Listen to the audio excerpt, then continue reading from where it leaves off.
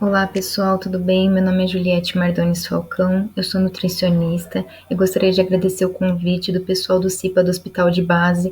Para mim é uma honra poder estar aqui falando com vocês de um assunto tão importante e além de tudo isso eu me sinto muito à vontade por também ser uma profissional da área da saúde e ter algumas noções no campo de atendimento do que vocês também passam no dia a dia de vocês. Então tudo o que nós vamos conversar aqui hoje nesse bate-papo ele também se aplica a mim, tá bom?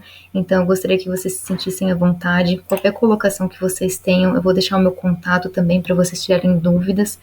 Então, eu estou à disposição.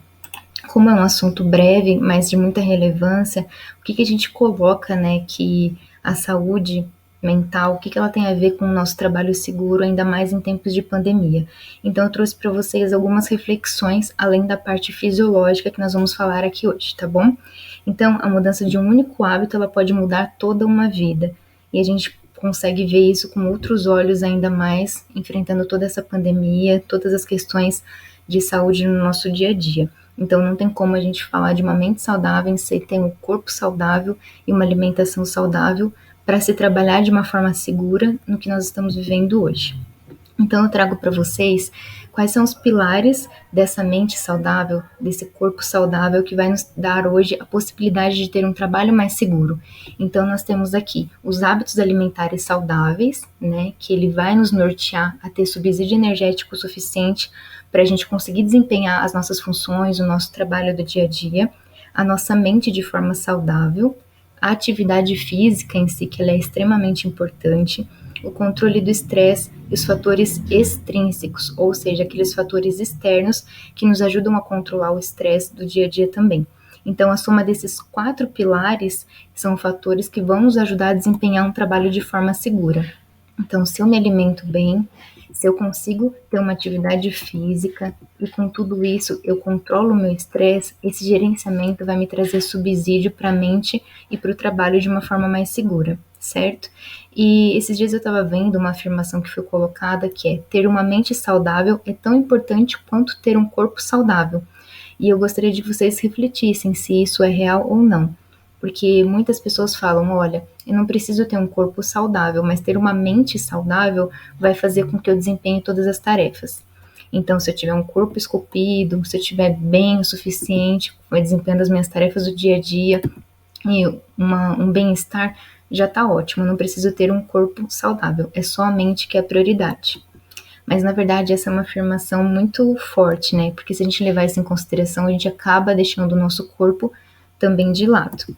E quando eu falo também, é porque a qualidade da dieta, ela sim tem um impacto sobre as nossas células, sobre os nossos órgãos e sobre a nossa atividade mental.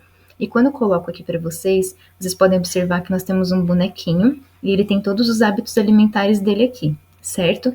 E quando a gente fala de hábitos alimentares, todos esses hábitos aqui, eles geram impacto na nossa saúde. De que forma?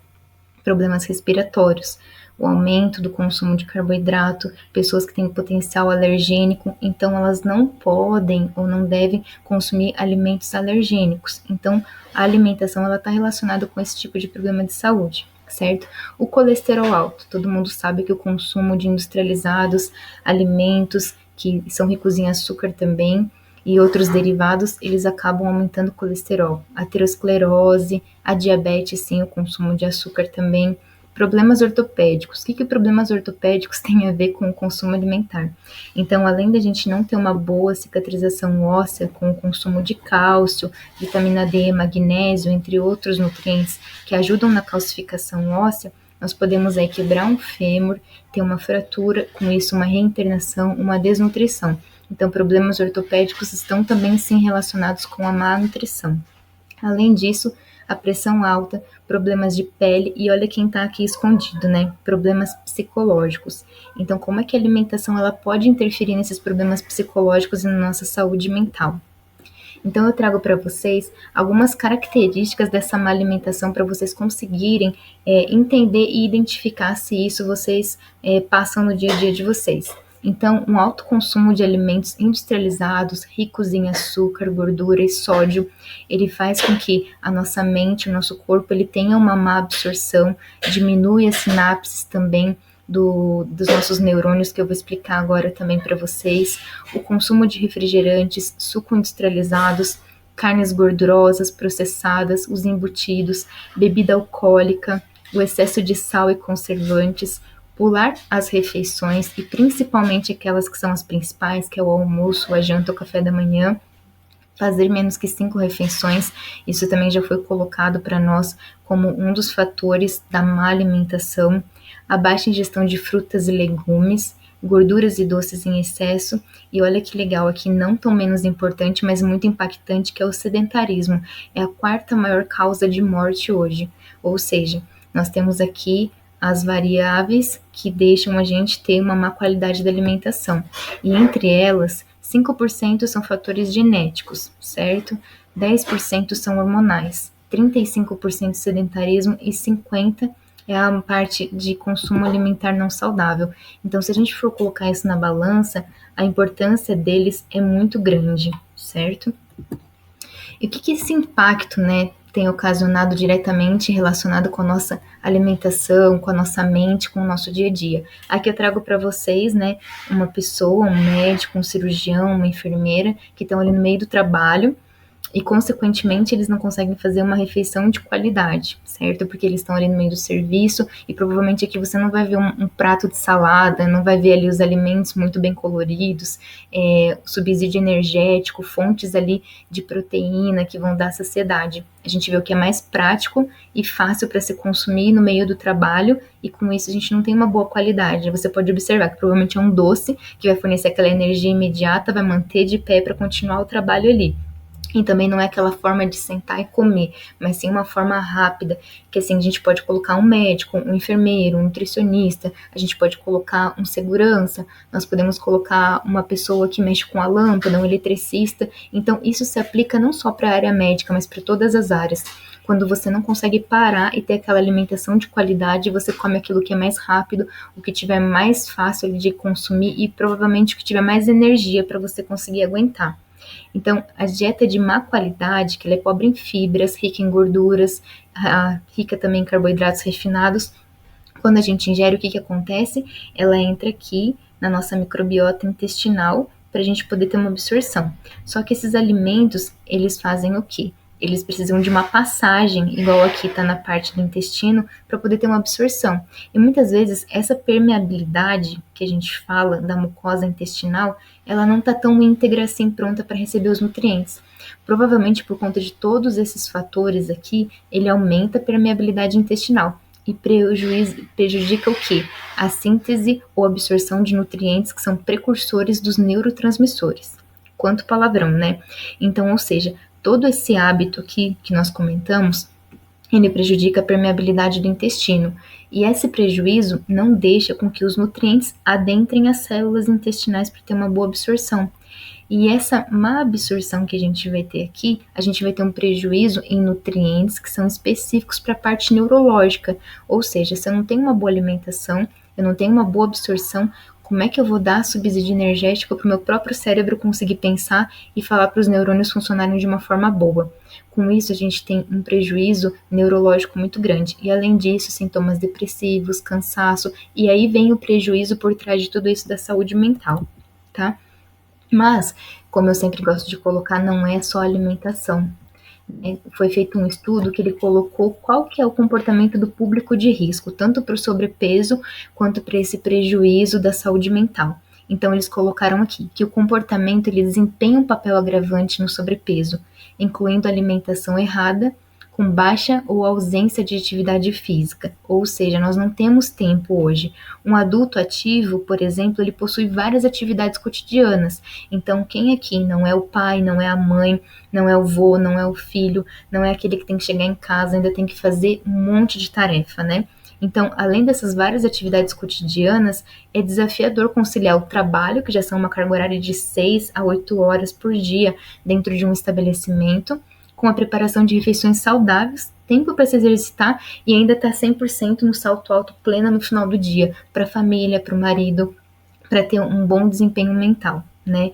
Então, e olha só o que eles colocaram, o desajuste emocional, que é o estresse, Ele não é só a falta de tempo e o sedentarismo e a alimentação errada que contribui para esse aumento, mas também pesquisas apontam que pessoas depressivas, muito estressadas, extremamente ansiosas, que dormem mal, também pode ganhar peso facilmente. Então a gente vê que é uma estreita relação, né? A pessoa que tem sobrepeso, ela não consegue ter esses bons hábitos. E aquela pessoa que não tem tempo para ter esses bons hábitos, ela vem ter a esse sobrepeso, certo?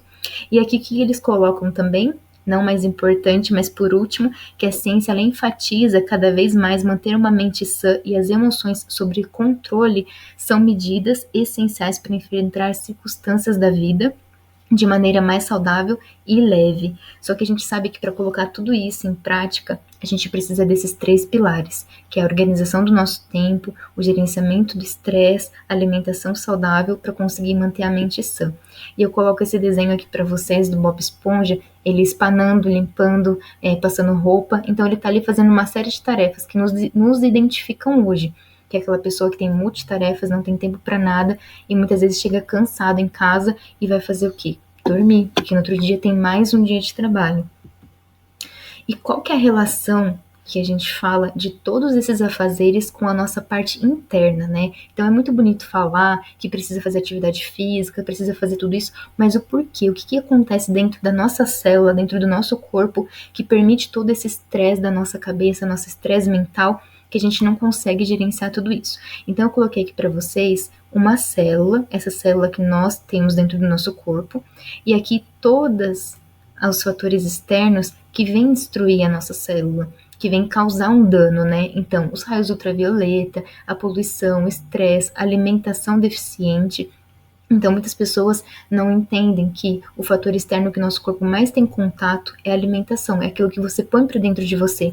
Então, essa geração de radicais livres, ela destrói a célula, então a gente perde a proteção antioxidante dela. E com isso, a gente tem uma forma ineficiente dela agir. Então, além da poluição, o álcool, o tabaco, medicamentos, as toxinas que todos os dias nós estamos expostos também, alimentos ultraprocessados, que é aquilo que é de mais fácil aquisição para consumo, a inflamação crônica, que muitas vezes pode estar relacionada com o sobrepeso, com cortisol elevado, CPK, entre outras enzimas, interleucinas também, que são células que sinalizam o tempo inteiro que nós temos algum problema ali para ser resolvido, e esse aumento de cortisol aumenta a inflamação. Consequentemente, o aumento da gordura também é uma inflamação, e ele vai gerar o quê? Uma radical livre. E tudo isso aqui é o que a célula tem que enfrentar além da nossa mente. Então, em geral, o dano acarretado por esses radicais livres, ele aponta uma reação química chamada oxidação, que é esse ataque que acontece, né, nos tecidos do nosso corpo, que a gente chama de estresse oxidativo. Então, isso é que internamente ocorre dentro do nosso organismo. E quais são os processos que são envolvidos, certo?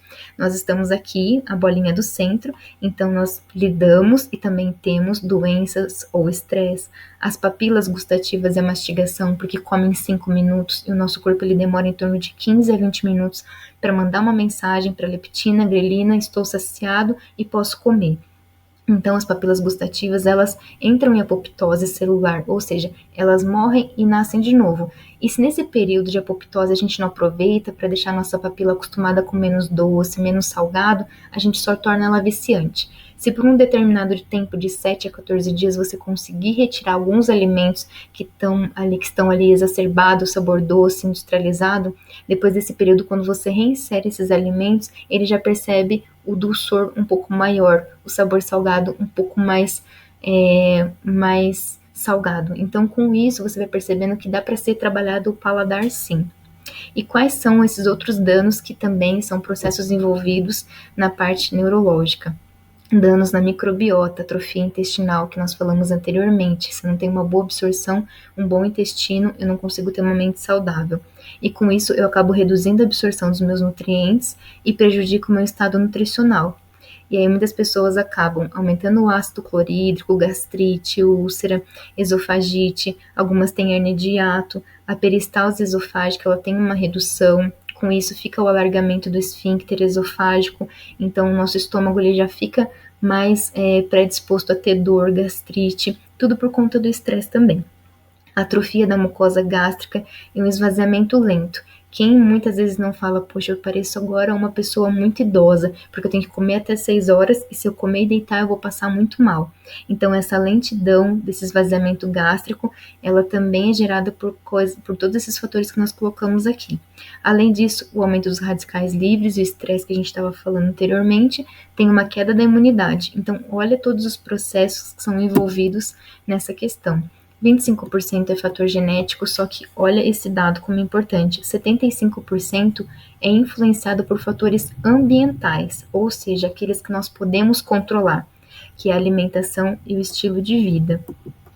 Então, nós temos doenças crônicas não transmissíveis, polifarmácia, que é o consumo de mais de um tipo de medicamento, as interações droga-nutriente, que muitas pessoas falam, poxa, eu tô com uma dor de estômago muito grande, eu vou tomar um omeprazol. Aí eu tomo um omeprazol com uso crônico, eu tenho prejuízo na absorção aqui do ácido clorídrico, então eu não tenho absorção de nutrientes, ferro, vitamina C, que precisam de ambiente ácidos, então eu tenho interações. Uma dieta monótona, eu vou fazer aquilo que é mais fácil e prático, eu vou sempre comer a mesma coisa e com base nisso eu vou conseguir levar uma vida saudável. Fatores intrínsecos são aqueles internos que a gente precisa cuidar da nossa saúde.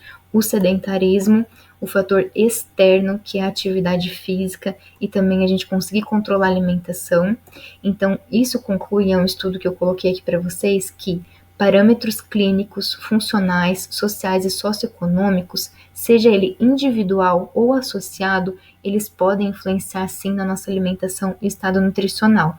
Ou seja, tudo isso que foi colocado para nós aqui, ele vem sim, tem uma estreita relação com o fator do estado nutricional e eles podem intensificar ou fatores que nós podemos controlar para que a gente tenha esse estado mental mais saudável. Então, quando eu trago essa relação para vocês, que é o nosso corpo, ele é a nossa casa, é onde a gente vai viver a vida inteira, nós não podemos simplesmente escolher. Eu não quero mais estar nesse corpo hoje, eu quero estar num corpo um pouco mais gordinho, eu quero estar com um corpo um pouco mais magro, eu quero estar com um corpo um pouco mais forte, ou um corpo mais longilíneo. Então, tudo isso nós não podemos trocar assim. Não é como nas fotos que nós vemos hoje que tem o Photoshop. E ela é a nossa casa, é onde nós temos para morar. E a gente às vezes traz o quê? Visitas. Nós não tiramos o lixo. Nós não reformamos onde a gente precisa. Às vezes a lâmpada tá piscando porque o nosso corpo ele fala, ele dá sinais o tempo inteiro e a gente acaba mandando ele calar a boca também o tempo inteiro. Eu tô com uma dor de cabeça. Muitas vezes é o estresse, mas pode estar relacionado com a fome, pode estar relacionado com o cansaço. Riscamos as paredes, então o tempo inteiro a gente vai dando para o nosso corpo aquilo que ele não precisa de energia e acaba sendo absorvido de uma outra forma, onde ele prejudica as outras funções do nosso corpo. E a gente acumula coisas que a gente não usa mais. Então é a nossa casa, a gente precisa cuidar dela. E como eu sempre gosto de falar, não existe uma solução mágica, existe uma mudança de estilo de vida, porque eu simplesmente não vou só não comer batata frita, não vou só não tomar refrigerante, é um hábito, né? E a gente fala assim, nossa, mas por onde que eu começo? Eu vou trazer para vocês também soluções, não vou trazer só o problema, mas a gente tem que começar por nós, por dentro de nós também, que é o porquê que nós comemos, o que que nós fazemos e o porquê que a gente faz dessa forma. Então eu quis trazer aqui também a parte dos neurotransmissores para vocês entenderem qual que é a relação tão íntima que ela tem com o nosso organismo, o que que a alimentação tem a ver com a nossa mente. Então, através dos nossos alimentos, nós temos substâncias, vitaminas, que são alimentos precursores que vão carregar coisas boas para os nossos neurônios. Ou seja, essas substâncias precursoras que tem aqui na alimentação, ela é capaz de produzir neurotransmissores saudáveis. E como que faz isso? Através de alguns alimentos a gente tem a dopamina, norepinefrina, epinefrina, serotonina, acetilcolina, e esses nutrientes, esses neurotransmissores, esses que trazem a sensação de bem-estar, de prazer, de felicidade, eles mantêm uma estreita relação com os alimentos. Isso não sou eu, Juliette, que estou falando, tá? Eu trago para vocês também bases científicas e todos os artigos que estão relacionados com essas afirmações. Então, como que a alimentação ela vai interferir na saúde mental? Eu trouxe esse estudo também para mostrar para vocês que, ao longo da década, vem crescendo um número de pesquisas que envolvem a nutrição, alimentação e transtornos mentais. Só que isso significa que a saúde, hoje a comunidade médica, ela tem reconhecido essa conexão entre a saúde a dieta e a saúde mental. Então, como que a gente pode citar alguns exemplos, né? A diminuição da ansiedade em pessoas que tomam probiótico, ou que tomam chá, ou que usam óleos essenciais, ou que comem determinados alimentos. Então, existe sim uma ligação entre o padrão alimentar e a depressão, e uma maior prevalência de diagnóstico de sintomas de déficit de atenção em crianças também pelo consumo de açúcar, fast food e refrigerante. Então, por aí a gente já consegue notar a importância de cuidar da alimentação, pensando não só no papel da perda de peso, mas também na principal qualidade de vida. Então, os alimentos, o eixo intestino-cérebro, cuidar do nosso intestino, que ele é o nosso segundo cérebro, o nosso segundo coração, para que a gente possa ter uma saúde mental em dia. E como que a gente relaciona esses alimentos, né? Então, aqui eu trago para vocês também um neurônio que ele está em deterioração. Então, o dano ou a morte dos neurônios colinérgicos, eles principalmente envolvem a memória, o aprendizado e controle emocional. Então, o dano nesses neurônios colinérgicos, ele prejudica o controle emocional. E como que eu controlo esse estado emocional? Quando eu tenho subsídio energético e vitaminas antioxidantes, alimentos que contenham essas substâncias que nós estamos falando, tá? Então, o resultado disso tudo é a perda de neurônios dopaminérgicos, que é responsável pela transmissão de sinais. Então, se o meu neurônio ele não consegue fazer de forma saudável, de forma certa, assertiva, as sinapses neurológicas, ele não consegue passar informação suficiente para que a pessoa tenha ali um estado mental, motricidade, entre outras coisas, como memória, controle emocional que a gente falou e aprendizado de forma eficiente, tá? E eu trago aqui para vocês também um outro estudo que ele fala que a microbiota ela pode regular a função cerebral, ou seja, distúrbios na composição e funcionalidade da microbiota intestinal está associado a desordens neurológicas. Isso também falam de Parkinson, Alzheimer, entre outras doenças, tá bom? E o aumento da permeabilidade daquela barreira intestinal que a gente conversou nos primeiros slides, ela também é induzida pela perturbação da microbiota intestinal. E quando isso acontece, aumenta a probabilidade de distúrbios também neurológicos. Ou seja, se eu consigo modular a minha microbiota intestinal através da dieta, eu consigo ter um benefício da minha absorção de nutrientes e minha parte neurológica. Aqui é um pouco complexo, mas eu também coloco para vocês que essa pesquisa, ela trouxe para a gente o quê? Que bactérias intestinais são capazes de produzir diversos neurotransmissores, ou seja, neurônio não é só na cabeça, nós temos também no intestino, e neuromoduladores como produtos secundários, ou seja, ele ainda consegue produzir o GABA, tá? Ele também consegue produzir serotonina, noradrenalina, acetilcolina, que são aqueles nutrientes que nós estávamos falando, precursor de neurotransmissores que vão ajudar na saúde cerebral. Então, como que meu corpo ele não precisa estar saudável, é só a mente? Não. Se meu corpo estiver saudável, a mente também consequentemente vai estar. Aqui eu trago para vocês também o cortisol, que é o hormônio também do estresse, o triptofano, que ajuda na indução do sono, da qualidade de vida, da felicidade. Então, tudo isso aqui é produzido através da barreira intestinal. Então, olha como a mucosa ela está íntegra. Imagina se essa microbiota ela não está de uma forma íntegra. Então, ela é responsável pelo humor, pela cognição e pelas nossas emoções. Agora, eu acredito que vocês consigam entender a estreita relação que tem da alimentação com o eixo do intestino e a saúde mental e as emoções.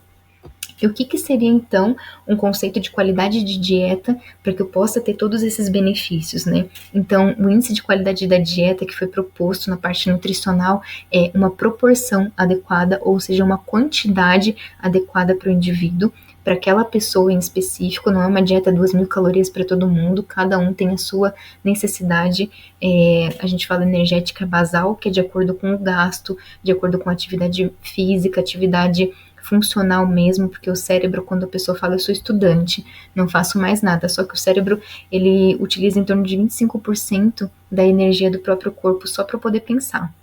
Então, a moderação, que é o equilíbrio da alimentação, não é uma restrição, e a variedade, porque se eu tenho variedade nutricional, variedade alimentar, eu também vou ter outras substâncias ali nutricionais que vão me ajudar. Eu não vou ficar limitada em apenas macronutrientes, mas a gente tem que se preocupar com micro, que são as vitaminas e minerais que vão estar nessa alimentação. E uma das coisas mais importantes é que essa alimentação de qualidade ela seja direcionada para recomendações de prevenção de doenças e não é só tratamento. E também que esteja socialmente falando, alcançável, né? Quando a gente fala de um alcance da sociedade, é que seja um custo-benefício, que ele não seja tão caro e que a pessoa possa consumir esses alimentos e tenha impacto sobre as doenças. Então eu trago para vocês algumas opções de café da manhã que são simples, não são caras. A gente sempre procura colocar alimentos da época. Então aqui uma banana, um melão, uma manga, um leite, um pãozinho com queijo, um alface, uma fruta. Coloco aqui também um pãozinho de queijo, um leite com café.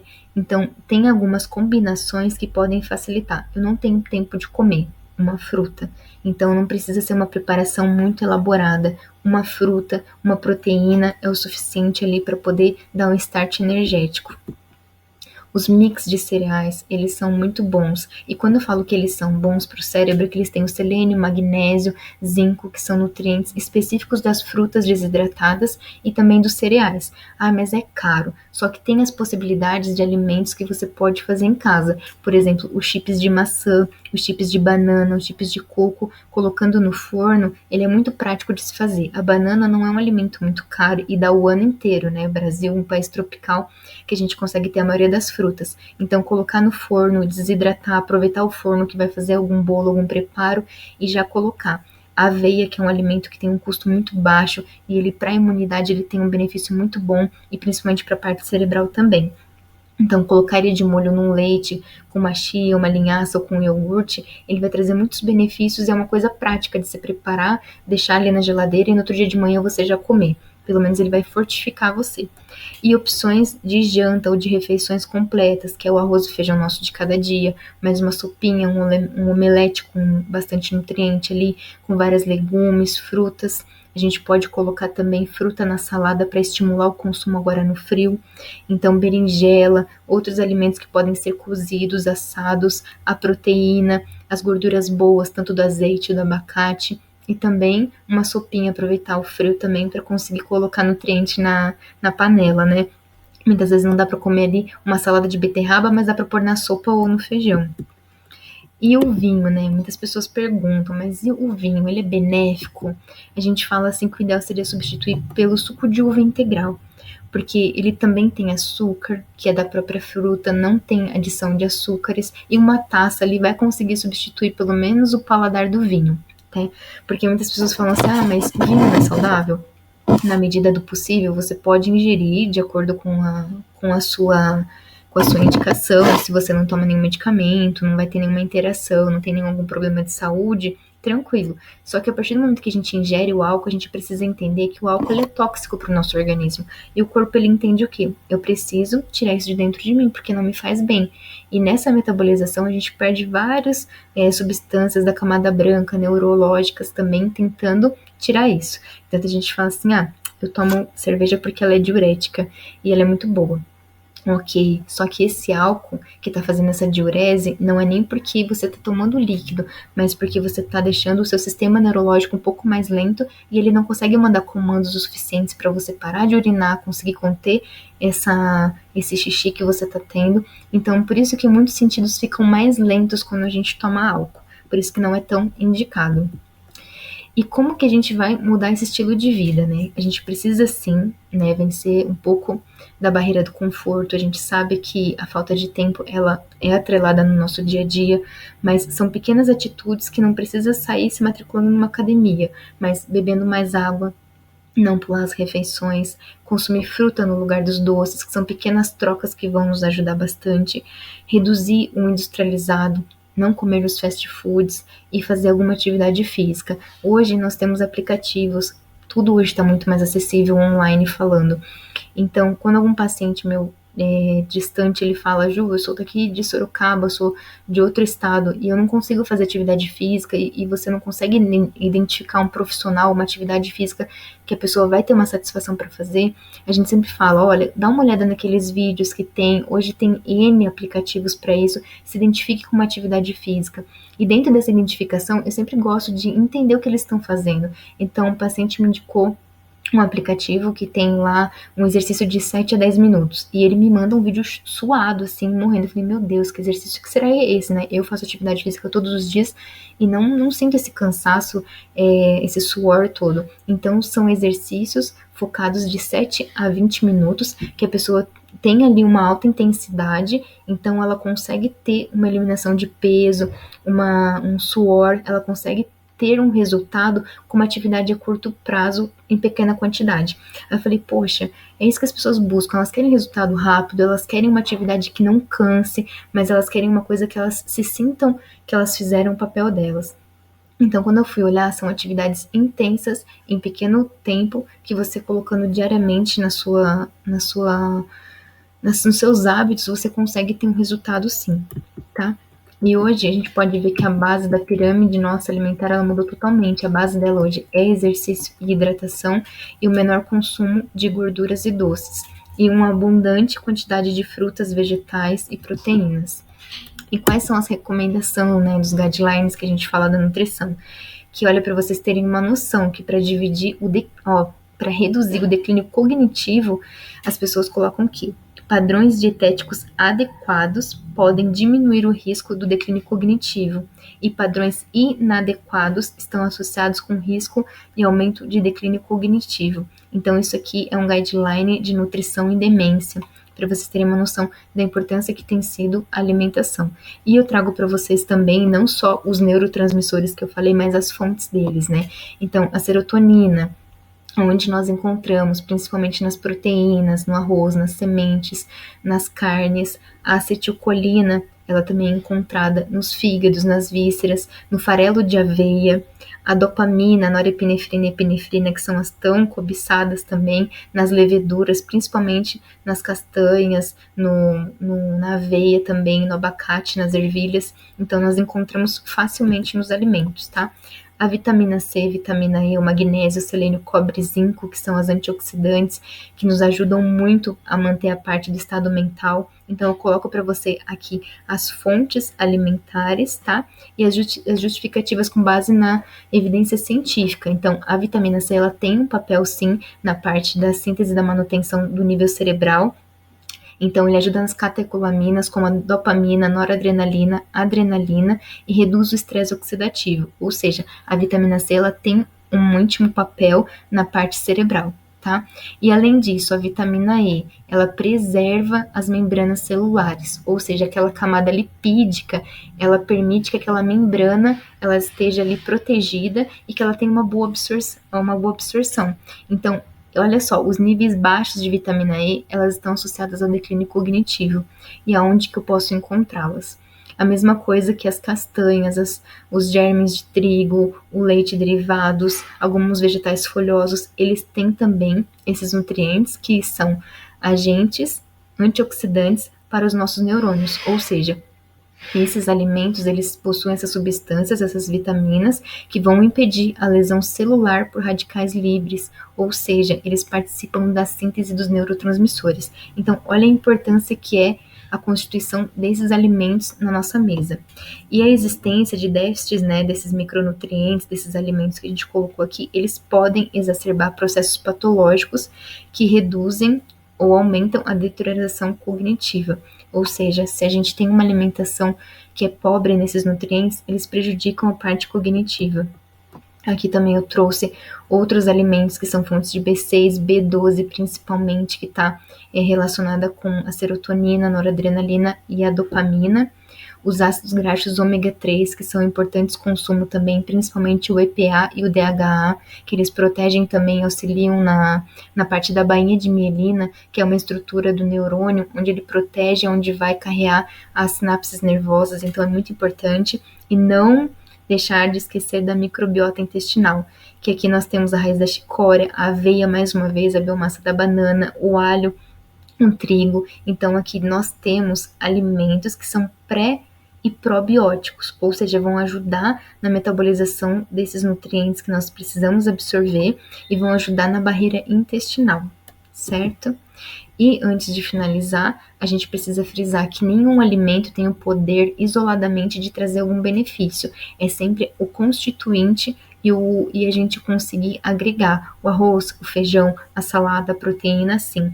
Porque não é um alimento isolado, mas é o contexto deles todos juntos que vão conseguir trazer um benefício. Então, nada mais é que a gente comer aquele alimento, lembrar do que aquele alimento traz para nós, que a gente chama de comfort food. O que esse alimento, o que esse tempero, ele traz para mim.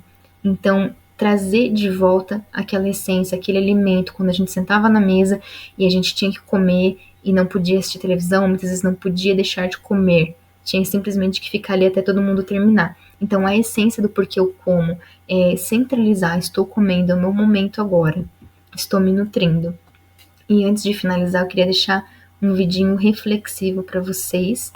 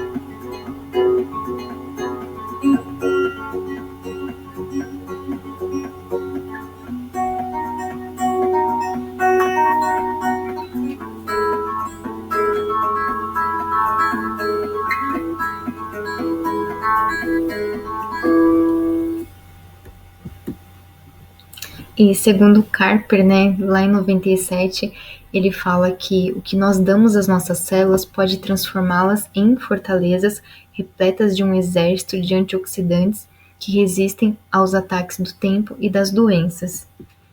E o desejo de prolongar a vida, de ter uma vida longeva, né, ela faz parte da natureza humana, mas que a gente pode considerar de fato que é uma conquista, ela precisa ter qualidade aos anos adicionais.